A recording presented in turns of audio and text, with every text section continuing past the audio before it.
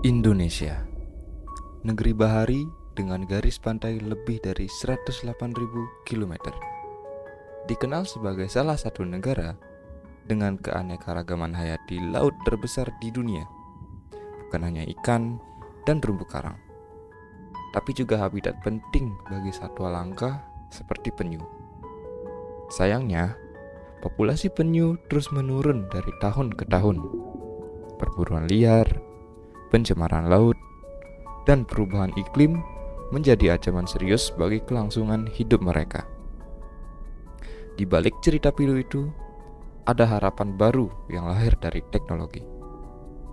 Di Singaraja, ada mahasiswa dan peneliti dari jurusan Pendidikan Teknik Informatika tengah sibuk mengembangkan sebuah sistem berbasis IoT atau Internet of Things, khusus untuk inkubasi telur penyu. Baik, di sini saya sudah dengan mahasiswa yang membuat alat IoT yaitu inkubator penyu. Halo Kak, selamat datang. Silakan perkenalkan. Oke, perkenalkan nama saya Kade Angga. Saya lulusan dari Prodi Pendidikan dan Informatika. Sebelumnya mengambil topik skripsi eh, pembuatan inkubator telur penyu berbasis IoT. Nah, Kak kan buat skripsi tentang inkubator penyu nih. Nah, saya mau bertanya, apa sih yang melatar belakangi Kakak untuk membuat sistem IoT itu, Kak? Oke, yang melatar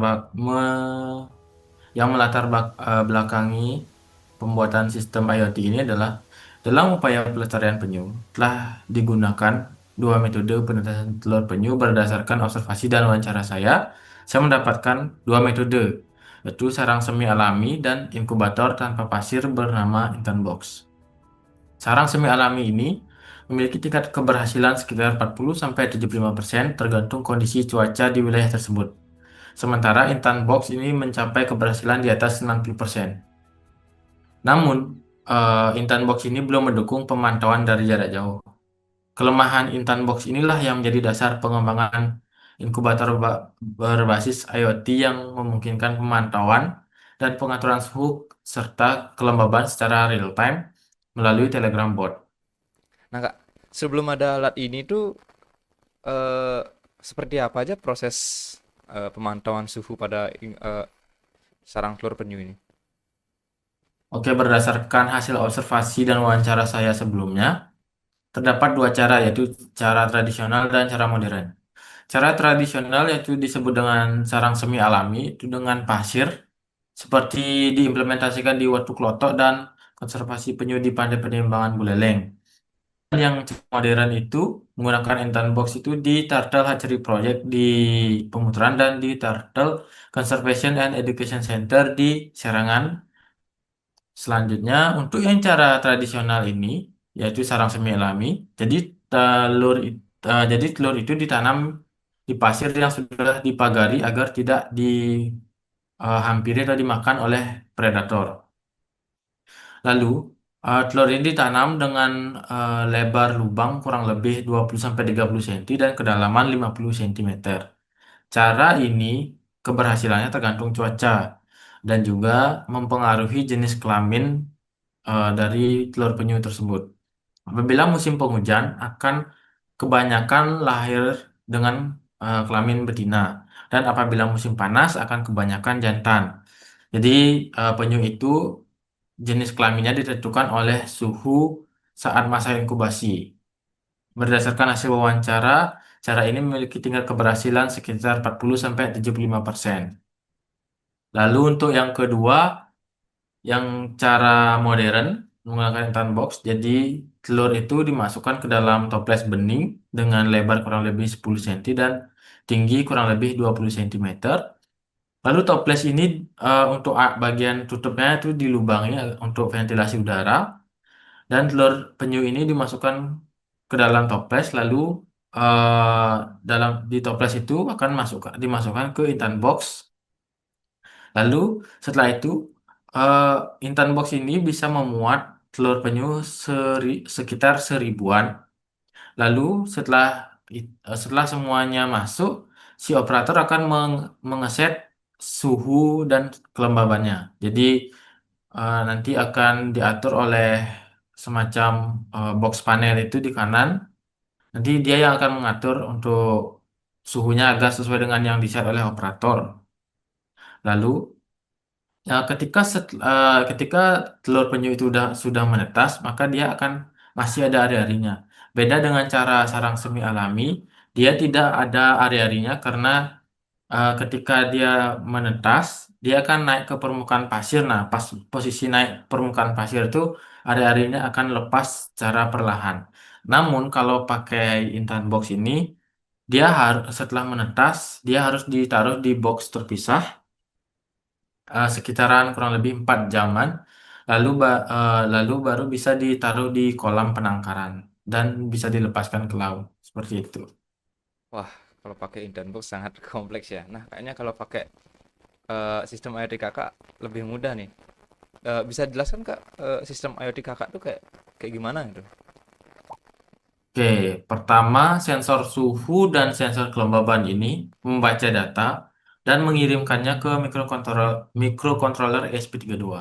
Lalu di ESP32 akan memproses data dan melakukan pengkondisian. Jadi jika suhu suhu real yang didapatkan dari sensor suhu di bawah batas suhu yang telah ditentukan, maka lampu itu hidup dan kipas mati. Lampu ini berfungsi untuk menaikkan suhu agar ke batas yang telah ditentukan.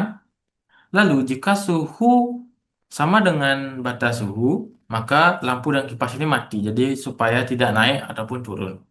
Lalu jika suhu yang didapatkan sensor lebih tinggi sama dengan dari batas suhu, maka lampu itu akan mati dan kipas hidup. Jadi lampu mati agar suhu turun dan kipas untuk mengalirkan udara. Untuk chatbot Telegram, jadi di awal untuk menampilkan menu, user harus mengetikkan slash menu, lalu akan muncul 6 menu, ada 6. Itu ada profile, jantan, betina, info, custom, dan reset.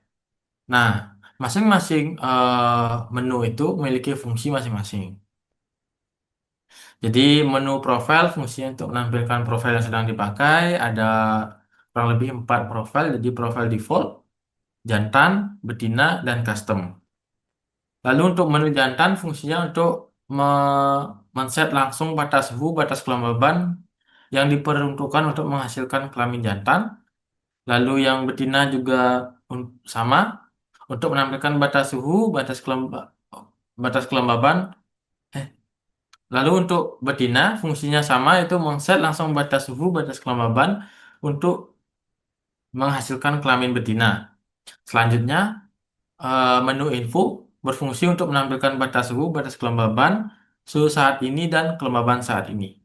Selanjutnya, menu custom digunakan untuk mengatur batas suhu, batas kelembaban sesuai dengan yang diinginkan user. Misal, user nggak mau batas suhunya dengan profil jantan, jadi dia mau di atas itu bisa dengan memilih menu custom.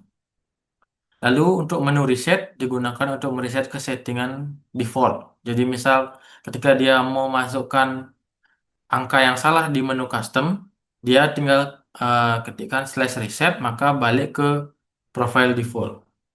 Oke, jadi itu ya. Wow, sangat kompleks ya. Menggunakan Telegram juga sangat modern. Nah, saya mau nanya lagi dua pertanyaan deh ya. Hmm, Menurut kakak nih, apa kelebihan sistem IoT ini dibandingkan metode manual tapi yang modern tadi? Terus untuk estimasi biayanya tuh sekitaran mahal atau mahal banget gitu? Oke, untuk kelebihan utama dari sistem IoT yang saya buat ini dibanding dengan metode manual yang modern Intan Box sebelumnya adalah bisa diatur dan dipantau melalui jarak jauh. Jadi user akan dimudahkan untuk mengontrol, mengawasi telur penyu. Selain itu, dengan pengontrolan suhu dan kelembaban ini, ketimpangan jenis kelamin penyu di alam akan semakin berkurang. Jadi misal sebuah eh, seperti konservasi itu dia misal punya kalau cuman punya satu atau dua mungkin masih bisa dilakukan pengontrolan dan pengawasan. Cuman kalau misal dia punya di beda-beda tempat, jadi dia tidak mungkin berpindah-pindah untuk mengontrol, jadi akan memakan banyak waktu. Jadi dengan sistem ini dia cuma tinggal pantau dari HP untuk melihat apakah ada anomali atau tidak. Jadi memudahkan user seperti itu. Untuk estimasi total keseluruhan kurang lebih 1 jutaan. Cuman yang bikin mahal itu adalah pembuatan boxnya seperti yang bahan multiplex, multiplex harus tebal, terus akrilik, pipa, dan bahan-bahan R&D yang lainnya. Terus eh tapi kalau untuk modul ISP32, relay, pokoknya modul kelistrikan itu ya di bawah 300.000 udah dapet sih. Cuman yang itu aja yang bikin mahal, yang pembuatan boxnya itu, apalagi misal pipa atau salah ukuran tuh jadi beli lagi. Itu aja sih. Ya termasuk standar lah untuk alat-alat seperti ini ya kak ya. Nah pertanyaan terakhir nih kak, Eh, kak ada rencana kak buat memproduksi alat ini dalam skala besar tuh? Oke, untuk saat ini masih belum ya, karena banyaknya kesibukan di real life dan juga penelitian alat tersebut masih prototype, belum diuji implementasinya langsung di telur penyu, jadi belum 100% siap untuk diproduksi skala besar. Masih perlu banyak ada pengembangan-pengembangan dan masih perlu banyak penambahan agar menutupi kekurangan-kekurangannya sih. Gitu. Jadi belum 100% siap untuk produksi skala besar. Belum 100% siap ya. Ya itu saja pertanyaan dari saya. Mungkin kalau ada yang kurang ya nanti tambahin. Tapi eh terima kasih kak atas waktunya. Eh, tinggal. Ye. Sama-sama. Terima kasih.